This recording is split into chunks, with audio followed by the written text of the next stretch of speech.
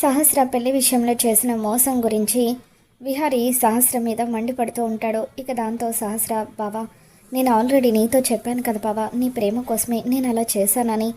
నువ్వు నాతో ఇంతకు ముందులాగే ప్రేమగా ఉండు బావా, జరిగిందంతా కూడా మర్చిపో అని చెప్పి అంటూ ఉంటే, నువ్వు అంత పెద్ద మోసం చేస్తే ఆ మోసాన్ని నేను ఎలా మర్చిపోగలను అని చెప్పి విహారీ అంటూ ఉంటాడు. ఇక దాంతో సహస్ర, ఏంటి బావా అదేదో నేను ఒక్కదాన్నే మోసం చేసినట్టుగా అలా మాట్లాడుతున్నావు, నువ్వు మాత్రం మోసం చేయలేదా అని చెప్పి మండిపడుతూ ఉంటుంది. నేను మోసం చేశానా ఎప్పుడు అని విహారీ అంటూ ఉంటాడు. ఆ లక్ష్మి విషయంలో నువ్వు నన్ను మోసం చేయలేదా అని చెప్పి సహస్ర మండిపడుతూ ఉంటుంది. ఇక దాంతో చాటుగా ఉండి ఇదంతా కూడా పద్మాక్షి వింటూ ఉంటుంది. సహస్ర ఆ లక్ష్మి గురించి బయట పెట్టేలాగా ఉంది. సహస్ర కూడా వీళ్ళిద్దరికీ పెళ్లి జరిగిపోయిందన్న విషయం తెలుసా అని చెప్పి ఆశ్చర్యపోతూ వెంటనే దీన్ని ఆపాలని చెప్పి పరిగెత్తుకుంటూ సహస్ర దగ్గరికి వస్తుంది. అమ్మ సహస్ర, సహస్ర ఇక్కడున్నావా? ఉదయం నుండి నువ్వు జ్యూస్ కూడా తాగలేదో, రామ్మ వచ్చి జ్యూస్ తాగుతూ గాని అని చెప్పి పద్మాక్షి, అల్లుడు నువ్వు టిఫిన్ చేసావా అని విహారీని అడుగుతూ ఉంటుంది. చేశానత్తయ్య అని చెప్పి విహారీ అంటూ ఉంటాడు. రా సహస్ర, జ్యూస్ తాగి టాబ్లెట్స్ వేసుకోవాలి కదా అంటూ పద్మాక్షి సహస్రను గదిలోకి లాక్కు వస్తుంది. ఇక దాంతో సహస్ర, అమ్మ ఎందుకమ్మా బావ దగ్గర నుండి నన్ను లాక్కొచ్చావు? ఈరోజు అటో ఇటో తేలిపోయేది. ఆ లక్ష్మి విషయం గురించి బావని నేను నిలదీసి ఉండేదాన్ని అని చెప్పి సహస్ర అంటూ ఉంటుంది. ఏమని నిలదీస్తావే అని చెప్పి పద్మాక్షి అంటూ ఉంటే, అమ్మ నీకు తెలుసా ఆ లక్ష్మిని బావ నాకంటే ముందే పెళ్లి చేసుకున్నాడమ్మా. ఆ విషయాన్ని మన అందరి దగ్గర దాచిపెట్టాడు. దాన్ని పని మనిషిగా ఈ ఇంటికి తీసుకువచ్చి చాటుమాటుగా దాన్ని కలుస్తూ దాని మీద ప్రేమ చూపిస్తున్నాడు. నా కళ్ళ ముందే బావ దాంతో అలా ఉంటూ ఉంటే నేను తట్టుకోలేకపోతున్నానమ్మా. ఈ విషయం నలుగురికి తెలిస్తే బావకి నాకు మధ్య ఉన్న బంధం తెగిపోతుంది. అందుకే నేను ఈ విషయాన్ని ఎవరితోనూ చెప్పలేకపోతున్నాను. కానీ బావ మాత్రం నేను మోసం చేసి తాళి కట్టించుకున్న విషయం తనకు తెలిసిపోయేసరికి అక్కడికి ఏదో నేను ఒక్కదాన్ని మోసం చేస్తున్నట్టుగా నన్ను అసహించుకుంటున్నాడు. అందుకే తట్టుకోలేక ఈరోజు ఎలాగైనా సరే ఆ లక్ష్మి గురించి నిలదీయాలని అనుకున్నాను అని చెప్పి సహస్ర అంటూ ఉంటుంది. ఇక దాంతో పద్మాక్షి, ఈ విషయం నాకు ఆల్రెడీ తెలిసే అని చెప్పి అంటూ ఉంటే, ఏంటమ్మా నువ్వు అనేది? ఆ లక్ష్మి బావకు భార్య అన్న విషయం నీకు ఆల్రెడీ తెలుసా అని చెప్పి సహస్ర అంటూ ఉంటే, అప్పుడు పద్మాక్షి, తెలుసే, విహారీకి నీకు అది అడ్డొస్తుందని ఎలాగైనా సరే దాన్ని పైకి పంపించేద్దామని చెప్పి నేనే దానికి యాక్సిడెంట్ చేయించి చంపేద్దామని అనుకున్నాను. కానీ నా కర్మ కొద్దీ ఆ యాక్సిడెంట్ నీకు జరిగింది. అలా జరిగిన యాక్సిడెంట్ వల్ల నువ్వు గర్భసంచిని కోల్పోవాల్సి వచ్చింది. ఒకందుకు నీకు పిల్లలు పుట్టకపోవడానికి కారణం నేనే, నన్ను క్షమించవే అంటూ పద్మాక్షి కుప్పకూలి ఏడుస్తూ ఉంటుంది. నాకు పిల్లలు పుట్టకపోవడానికి కారణం నువ్వా అమ్మ అని చెప్పి ఎంత పని చేసావమ్మా అంటూ సహస్ర బాధపడుతూ ఉంటే, బాధపడకే, అందుకే ఎలాగైనా సరే నీ జీవితాన్ని చక్కదిద్దాలని అనుకున్నాను.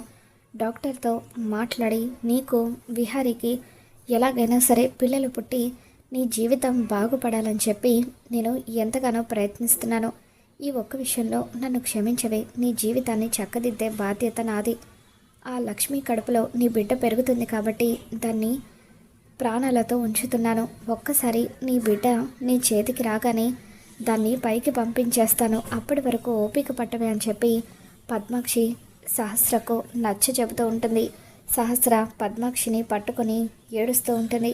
చూడు సహస్ర, నువ్వు ఇంకెప్పుడు కూడా విహారిని లక్ష్మి విషయం గురించి నీకు తెలిసినట్టుగా మాట్లాడకు, నిలదీకు. ఎందుకంటే విహారీకి ఈ నిజం నీకు తెలుసన్న విషయం తెలిసిపోతే అప్పుడు విహారీ లక్ష్మి ఇద్దరూ కూడా మరింత బరి తెగిస్తారు. ఆ లక్ష్మి వాడికి నీకన్నా ముందు పెళ్ళామైందన్న విషయం వాడు ఇంట్లో వాళ్ళందరి ముందు కూడా బయట పెట్టేస్తాడు. అప్పుడు నీ జీవితమే నాశనం అవుతుంది. ఎలాగో వాడు ఈ నిజం మనకు తెలిస్తే ఏమవుతుందో అన్న భయంతో ఇప్పటి వరకు ఈ విషయాన్ని బయట పెట్టలేదు. కొద్ది రోజులు అలాగే మెయింటైన్ చేద్దాము. ఎన్ని రోజులు విహారీ ఆ లక్ష్మి గురించి బయట పెట్టకుండా ఉంటాడో చూసి అప్పుడు ఎలాగో దాని కడుపులో నీ బిడ్డ పెరుగుతుంది కాబట్టి ఆ బిడ్డ నీ సొంతం కాగానే ఆ లక్ష్మిని విహారీకి శాశ్వతంగా దూరం చేద్దామని చెప్పి పద్మాక్షి సహస్రకు చెబుతూ ఉంటుంది. ఇక దాంతో సహస్ర, సరే అమ్మా, నువ్వు నాకు అండగా ఉన్నావన్న ధైర్యంతో నేను కూడా కొద్ది రోజులు కామ్గా ఉంటానని చెప్పి అంటూ ఉంటుంది. మరోవైపు అంబిక సుభాష్కి ఫోన్ చేస్తుంది. సుభాష్, ఈరోజు పంతులు గారు వచ్చి కొన్ని ఫోటోలు చూపించారు. రేపే నాకు పెళ్లి చూపులు అని చెప్పి అంటూ ఉంటే, ఏంటంబిక, రేపు నీకు పెళ్లి చూపులా? అసలు ఏమనుకుంటున్నావు నువ్వు? ఇన్ని రోజులు నేను నీ మీదే ఎంతగానో నమ్మకం పెట్టుకున్నాను. అటువంటిది నన్ను మోసం చేద్దామనుకుంటున్నావా? మరొక వ్యక్తిని పెళ్లి చేసుకుని కొత్త జీవితం మొదలు పెడదామనుకుంటున్నావా అని చెప్పి అంటూ ఉంటే, సుభాష్, ఆగు సుభాష్, అనవసరంగా ఆవేశపడకు.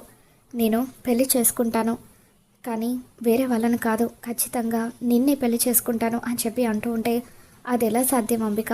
నా గురించి మీ ఇంట్లో వాళ్ళందరికీ తెలుసు. అటువంటప్పుడు నువ్వు నన్ను ఎలా పెళ్లి చేసుకుంటావని చెప్పి అంటూ ఉంటే, అప్పుడు అంబిక, అందుకు నా దగ్గర ఒక ప్లాన్ ఉంది. ఈరోజు పంతులు గారు కొన్ని ఫోటోలు చూపించినప్పుడు అందులో ఒక వ్యక్తి నాకు నచ్చాడని నేను ఇంట్లో వాళ్ళందరికీ చెప్పాను. పెళ్ళంటూ చేసుకుంటే అతన్ని చేసుకుంటానని పట్టుబట్టాను. అతను పంజాబీ కుర్రాడు, మొహనికి గడ్డంతో పాటు తలబాగా కూడా ఉంది. కాబట్టి రేపు నువ్వు అతని వేషంలో పెళ్లి చూపులకు రావాలి. పెళ్లి వరకు కూడా నువ్వు అదే గెటప్లో కంటిన్యూ అవ్వాలి. అలా అందరి ముందు మన పెళ్ళి జరిగిపోతే అప్పుడు నువ్వు ఈ ఇంటికి అల్లుడు అవుతావు.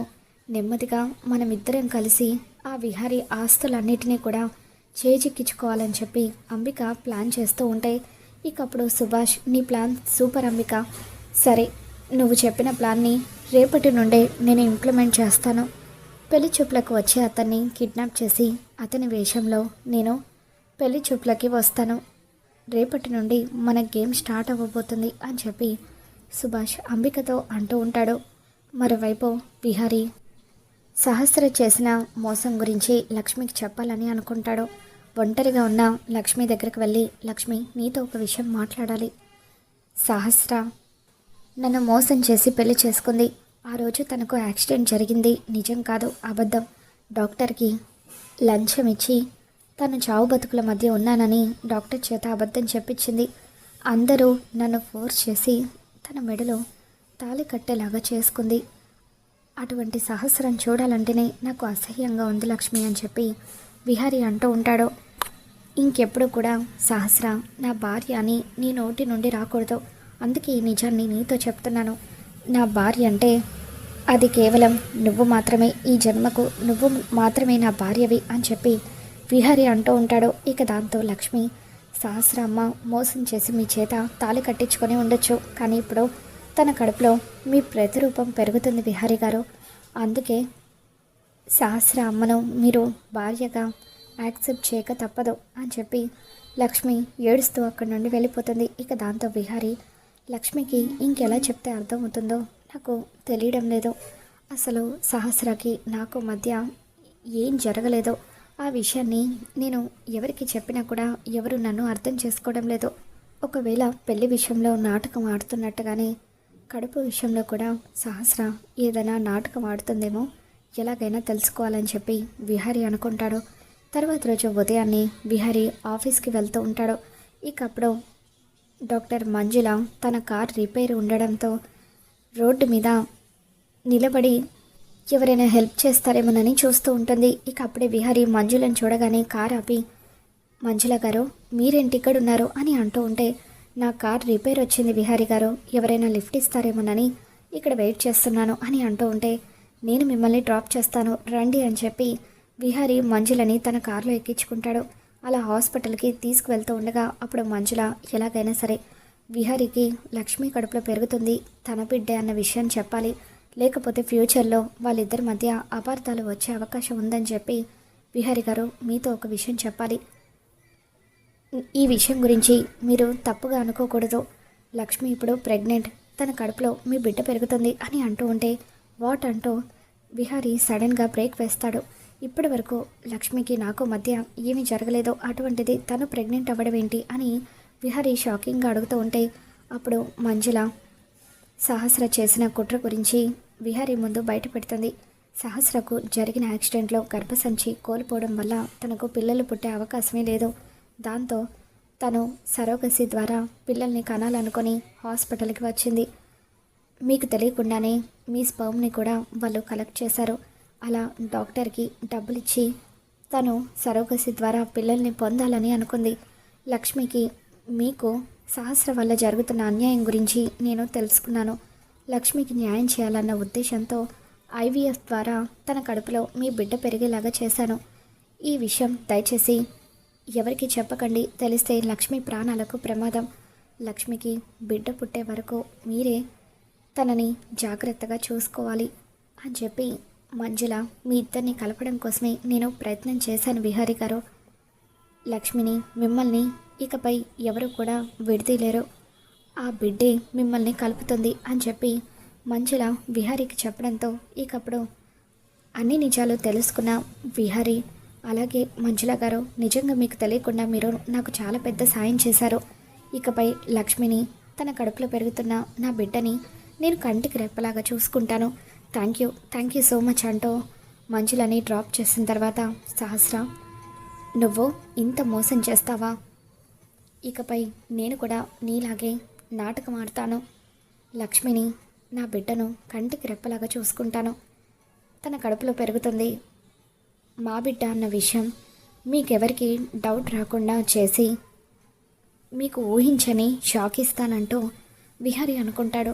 మరి రాబోతున్న ఎపిసోడ్లో ఏం జరగబోతుందో మళ్ళీ మన ఛానల్లో తెలుసుకుందాం. ఈ వీడియో మీకు నచ్చినట్లయితే ఒక లైక్ చేయండి.